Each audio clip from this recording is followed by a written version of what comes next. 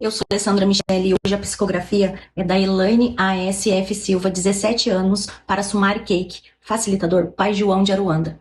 Eu tinha 17 anos quando iniciei o meu processo de desencarne. Não me conformava com a minha aparência. Achava meu rosto lindo, tinha grandes olhos verdes, cabelo tingido de loiro. Não gostava da minha versão natural escura, pensando que mulheres assim não eram notadas pelo universo masculino, não eram desejadas. E tudo o que eu mais queria era aparecer, era ser desejada.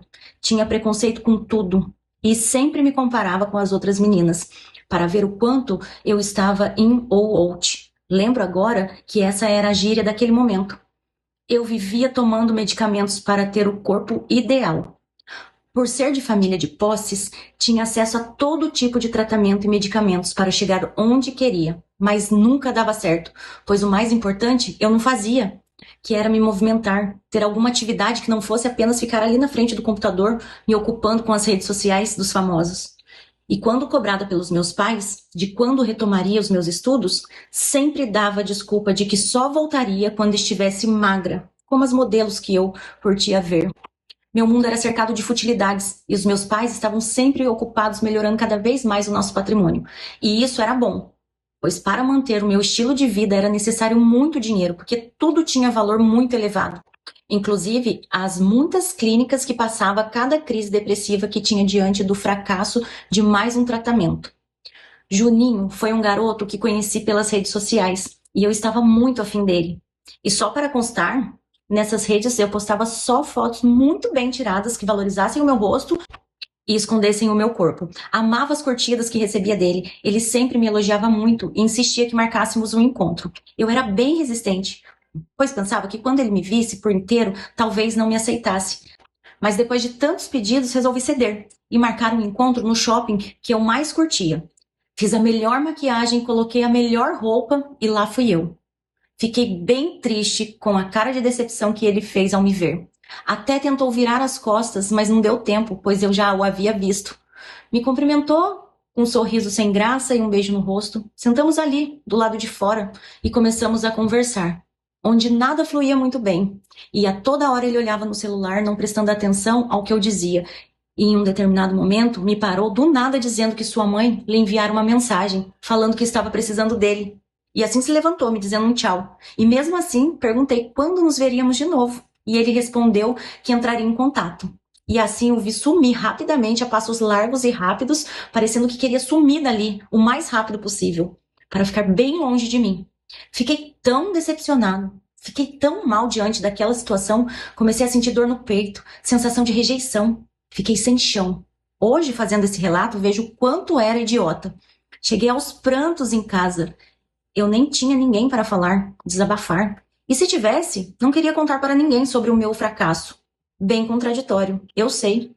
Eu era assim. Meus pais estavam trabalhando em nossa empresa. Até tentei falar com a minha mãe, mas a sua secretária disse que ela estava em uma reunião e que não tinha horário para acabar. Eu sabia que aquilo era apenas uma desculpa, pois todas as vezes que eu tentava falar com ela, não era atendida, mas tinha logo o meu limite do cartão aumentado, como um modo de recompensa pela ausência dela, é claro.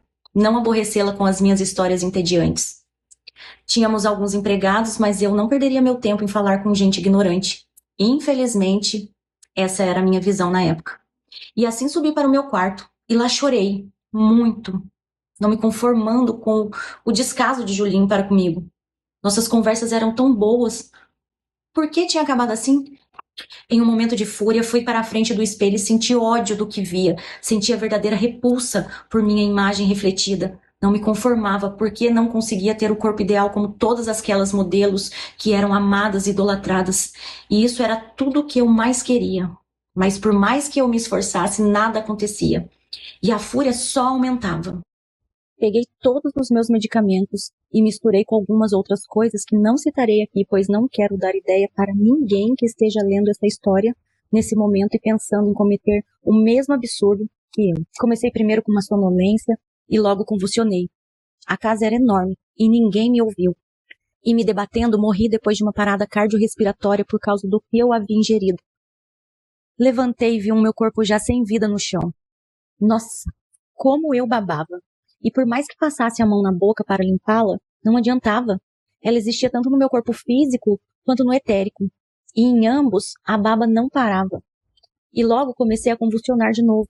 Caía, desmaiava e voltava, levantava e fiquei assim por um período que não sei precisar. Meu corpo foi descoberto 2 dias após a empregada perguntar para minha mãe sobre mim, pois não tinha me visto naqueles dias. E quando foi limpar o meu quarto, a porta estava trancada. Eu era muito ridícula. Tinha aquela plaquinha na porta dizendo Keep Out. Cheia de historinha, copiava tudo que via nos filmes. Adolescente rebelde, quanta perda de tempo. Foi um alvoroço quando entraram em meu quarto e o meu corpo já cheirava mal. Polícia acionada, imprensa, um verdadeiro escândalo, principalmente porque eu era filha única de uma família muito importante. Era cercada de todo o luxo que uma adolescente podia querer. Disney já tinha ido inúmeras vezes, já nem graça tinha mais para mim. E esse era um dos muitos confortos que eu desfrutava. Vergonhoso. Minha mãe, quando soube, ficou em choque. Acionou meu tio, seu irmão, e pediu ajuda, pedindo a ele que cuidasse de tudo, inclusive de falar com meu pai que estava em viagem à Europa. Vi quando levaram meu corpo. Eu gritava, eu pedia socorro, eu tentava entender o que estava acontecendo, mas nada. Falava aos berros com aquelas pessoas, inclusive com aquelas que marcavam a cena do crime. E também as que vieram limpar toda a sujeira e mau cheiro que ficara no ambiente. Até que em um determinado momento, comecei a ouvir palmas e olhei para o lado, onde havia uma poltrona, e lá estava um homem, com a expressão mais horrível que eu já havia visto naquele momento.